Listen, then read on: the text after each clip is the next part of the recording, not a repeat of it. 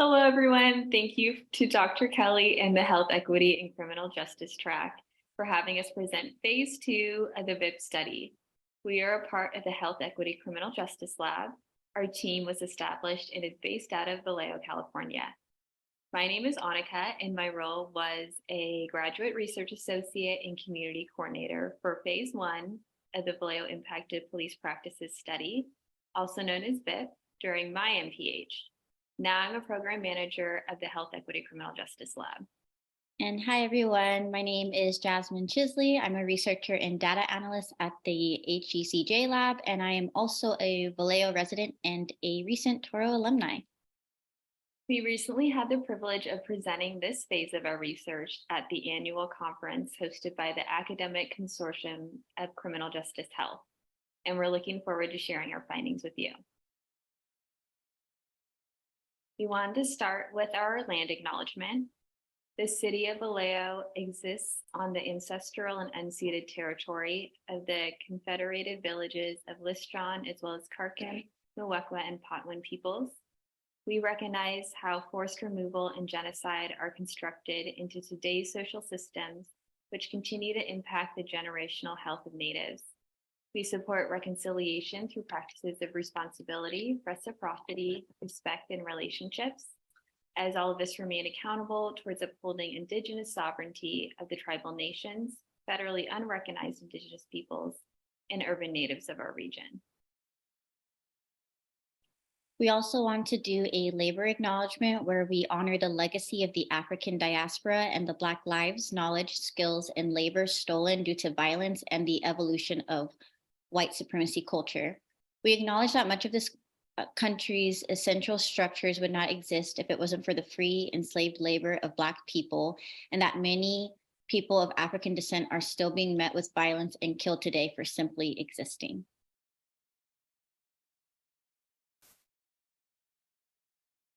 The Vallejo Impacted Police Practices Study was based on the 3 points in blue, which is really the purpose of our work.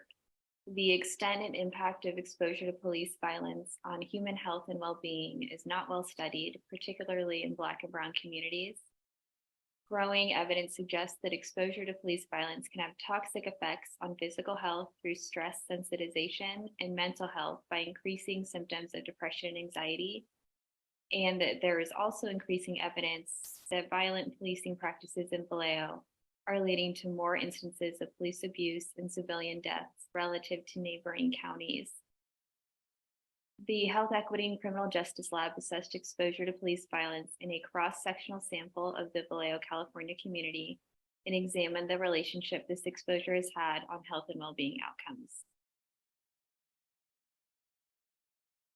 We wanted to provide a context of Vallejo and understanding the deep-rooted history of police practices in this community.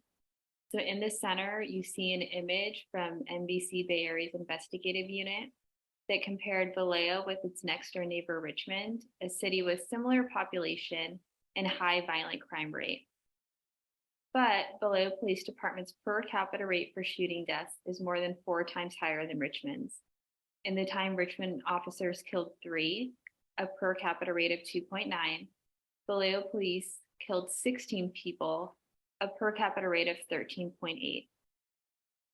33 reported lives have been lost in the last decade, and the community has feelings of hypervigilance, fear, and aggression. And many say that calling VPD is the last resort.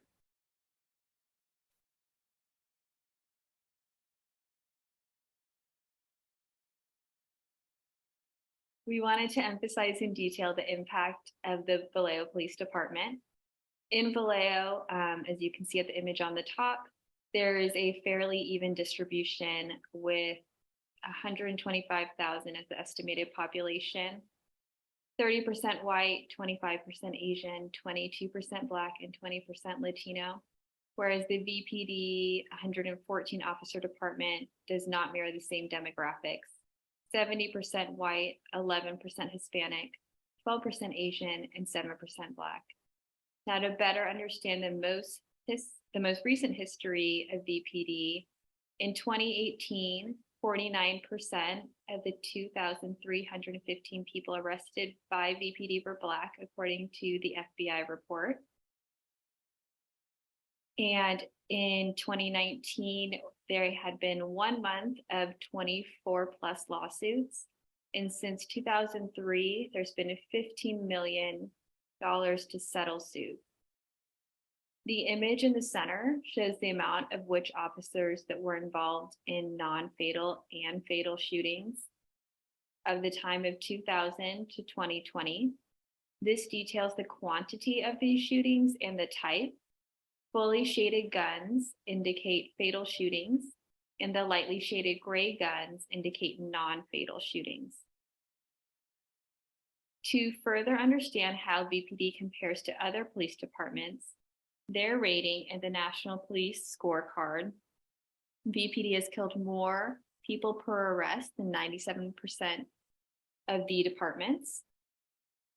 Their VPD has 38 times the national rate of officer-involved shootings that resulted in deaths. And from October 2014 to June 2019, there's been 147 legal claims of 60 excessive use of force or civil rights violations. In 2018, they had the highest number of criminal cases per officer in California. And in 2019, VPD had the highest per capita homicide rate of 21 killings in the Bay Area. The City of Vallejo, per crisis management, commissioned the independent consulting group of VPD. This consulting group from July 2019 to May 2020 assessed VPD's operations, internal review systems, and agency culture. They finalized with 45 reforms in a report. This report was given to the California Department of Justice, Vallejo Police Department, and the City of Vallejo. The California Department of Justice was concerned by the number and nature of Vallejo police shootings. And in February 2022, they announced that they themselves would conduct a 3-year review of VPD's policies and practices. They also endorsed and evaluated the 45 report implementation. VPD, since given the report in June 2020, they had the implementation OIR draft plan, which was given to Vallejo and the Department of Justice. In February 2022, they destroyed evidence from 2013 to 2018 cases of fatal police shootings. And in May 2022, they did their first implementation, which achieved DOJ compliance. And the implementation was stricter requirements of officers to activate their body cameras and mandated audits of some of the footage. In July 2022, VPD verbally said that they proposed to begin addressing the key recommendation of the OIR report, which was to modify how the department investigates fatal shootings and other critical incidents. In November 2022, VPD did their second implementation, which was an accountability program for the first implementation.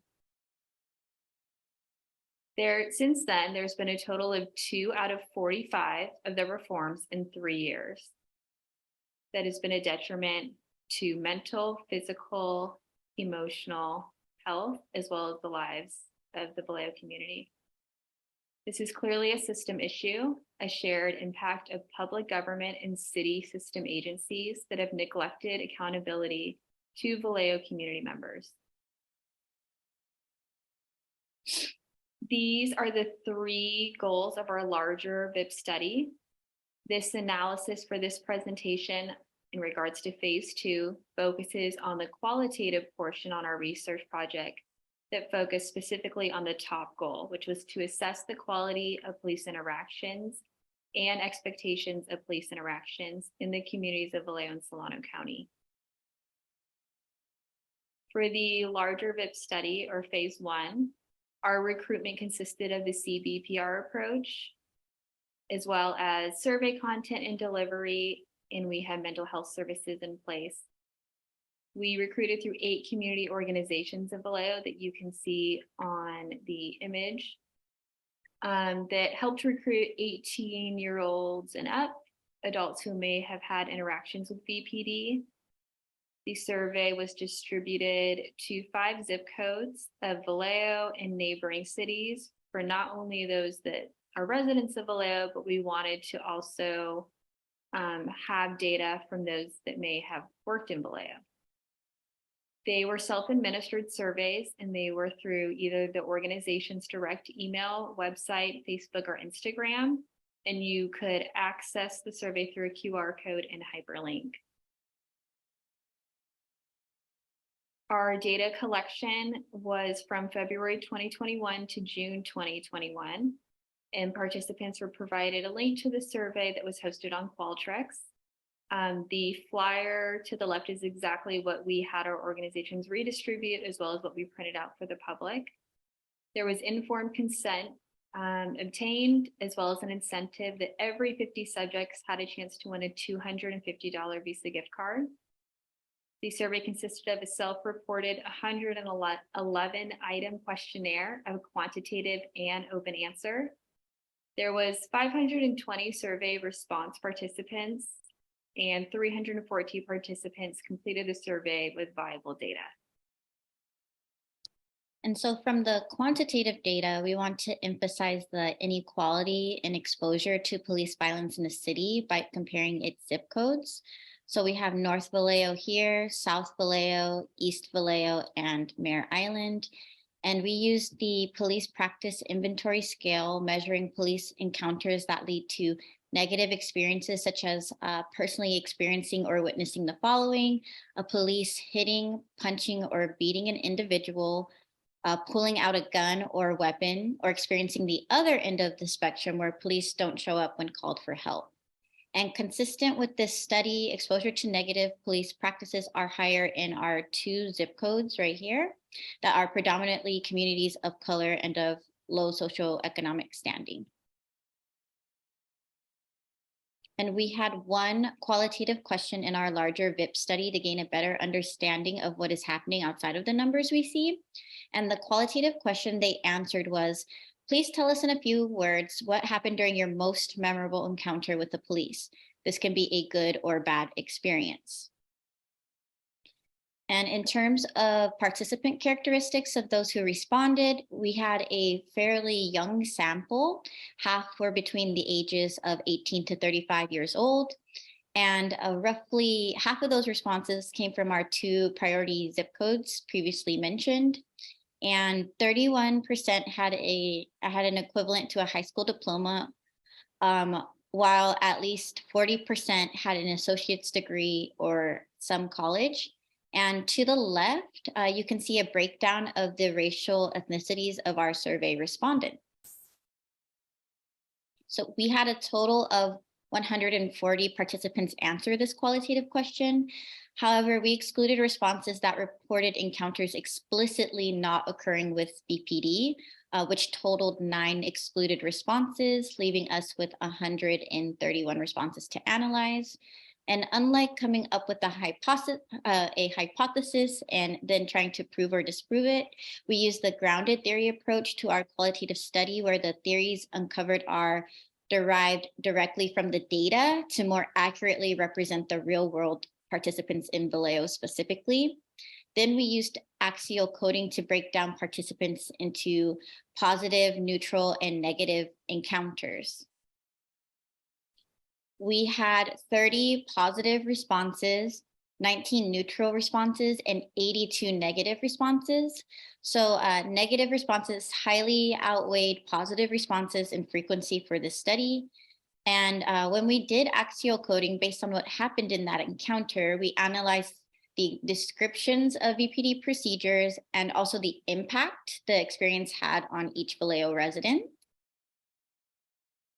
And feeling as though the police created a safe environment, largely by being friendly and nice, was the main theme that emerged from memorable positive interactions. Other key themes included VPD exhibiting professionalism and being helpful, as well as providing public service, such as documenting instances at the scene. And responses were coded neutral if we could not explicitly classify their responses into a positive or negative interaction. And again, this made up the smallest portion of responses, as survey responses were very clear with the language they used. However, responses were coded neutral if we simply needed more information. And this would happen when there was a simple statement of fact, like, I saw a police officer once, for example. And those who put no comment or NA were also put into this neutral category. And the last category, other, uh, that was when a response was just completely random. But fortunately, we only had 2 responses that we couldn't use and put into that category. And again, the majority of responses reported were negative, with many factors contributing to this. Major themes included participants experiencing or witnessing differential treatment and or prejudice, having the police not adhere to standard protocols that would be commonly routine and expected, feeling unsafe and fearful of the police in that interaction, experiencing assault or being beaten by the officer, officers demonstrating poor professionalism, and then reporting feeling wrongfully targeted with unreasonable searches, officers misusing their authority to violate rights and being dishonest, in addition to not providing public service and expressing hostility. And then specifically, hostility manifested in a variety of ways through reported harassment, verbal abuse, bullying or taunting, aggressive behavior, interrogation and intimidation tactics, unnecessary police presence, and being threatened. And the most common theme being reported by the residents was officers not responding to public needs. We saw many reports of residents feeling dismissed or having police laugh at them and not believe their claims. It is typical for the police to leave issues unresolved or unaddressed, especially with Vallejo residents having to make numerous complaints and calls to even get a response. And often when the police respond, they are hours late and tend to be unhelpful or even hostile, or so was being reported. We did want to recognize our study limitations overall. Our design and data collection was during the height of the pandemic. So the initial data collection was February 2021 through April 2021, with the relaunch of the data collection for a second phase in May 2021 to the end of June 2021. Even with the 2 phases, populations were missed due to limited outreach and the survey platform. We did try to minimize this limitation and engage the unhoused community more with the community organizations, recruitment, and outreach of in-person surveys and assistance with e-platform methods. The survey question for intake of qualitative was limited as well, as it is only asking for 1 memorable encounter, and that is not accurate to the amount of interactions a participant may have had. The sample size of minority groups of Black and Brown communities and impacted families, as this continues to be an active work of trust building and building community relations directly with our research team. Our phase 2 findings supported the goal in green, which was assessing the quality of police interactions and expectations of police interactions in the communities of Vallejo and Solano County. The themes we coded were reflective of what the OIR report had quoted as well. In the top 3 were timing concerns. The report specifically long delays in investigations of police killings. The lack of concrete follow-through is something we also saw, which the report elaborated with on the issues identified by those reviews, as well as apparent reticence when it came to finding fault. These being neglected cause more harm, as the OIR report emphasized in the last 2 points. They strongly advised the department to revise its system for investigating fatal shootings to ensure comprehensive reviews in time-appropriate phases. And secondly, strengthening reviews of the use of force by officers and creating an independent police oversight body. Key findings from the codes gained our understanding of the influence and reinforcement of VPD's behaviors and actions. We were able to understand the progress between 3 areas. Area 1, personal, emotional. Area 2, professional and standard protocol, which can be tangible. And Area 3, violence and fatalities. The influence and progress of the negative impacts and how that shows up in the Vallejo community can be explained as the following. The process of hostility or dismissiveness, Area 1, without correction or change, can lead to further damage and trauma to the community. Area 2, the practice of not adhering to standard protocol, which when left undisciplined or is allowed to exist within the community, leads to physical harm, acts of violence, and fatalities, Area 3. It's important to note that reports of any of these areas are composed within a practicing and complicit work culture, whether by the assaulting officers or those within the culture that absolves procedures of accountability. This maintaining culture creates rates of underreported and not accurately reported interactions of officer and department. Each area is underreported, and this abuse of power puts many populations at risk, especially the unhoused community. It's also important to note that this impact process is just as critical to those interactions that do not lead to fatalities. The process of correction and discipline to officers of high violence, non-fatal interactions are limited, as lawsuit processes are longer and minimal amount of cases reach the court system. And of these, if one, are often closed with a delayed unequal settlement and the officer still in active duty on site. In conclusion, a combination of all three areas upheld in police culture causes a cycle of trauma to the impacted, the witnesses, and the residents of Vallejo, which leads to negative outcomes in Vallejo's mental, physical, and emotional health. Next steps for what we need to work on include obtaining a larger sample of the African American community in Vallejo, as well as determine whether there is a statistical significance between the effect of single or multiple police encounters on mental and physical morbidities. Based on the experience of our study, we have come to the understanding that in order for police practices to be considered a public health threat, there is a need for more data on law enforcement violence and non-adherence to protocols. Based on both phases of our study, the findings, we can report that assessments on the quality of police interactions and expectations of police interactions in the communities of Vallejo and Solano County are reflective of the OIR report. When corrections processes and deadlines of VPD are not correctly monitored, evaluated, and regulated by higher external agencies, then accountability internally and externally of VPD is absent. We see the consequence at the community's detriment and expense of their health. There is also increasing evidence that violent policing practices in Vallejo are leading to more instances of police abuse and civilian deaths relative to neighboring counties.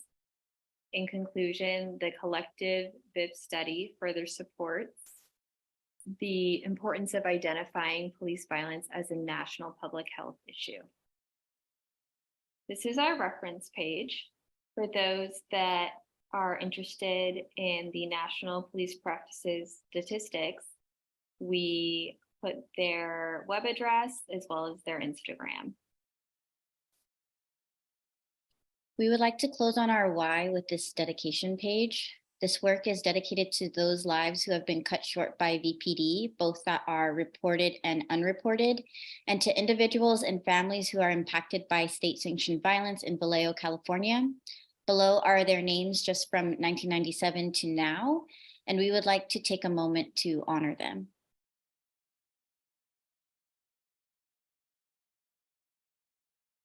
In conclusion, we would like to emphasize that recognizing or acknowledging the gaps in our systems is only the first step.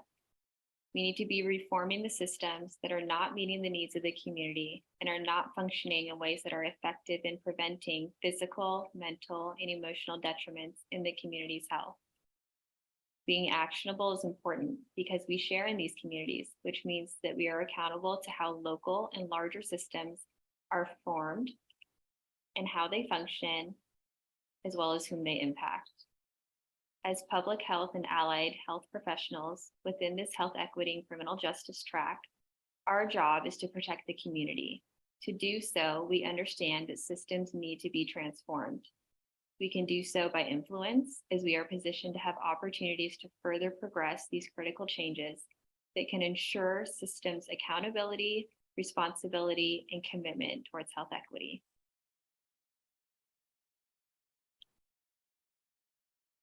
I will be attending the class for questions, but if you have any further questions, you can scan the QR code and it will fill in our email address that's also listed, hecjlab@gmail.com, and you can send us a direct message.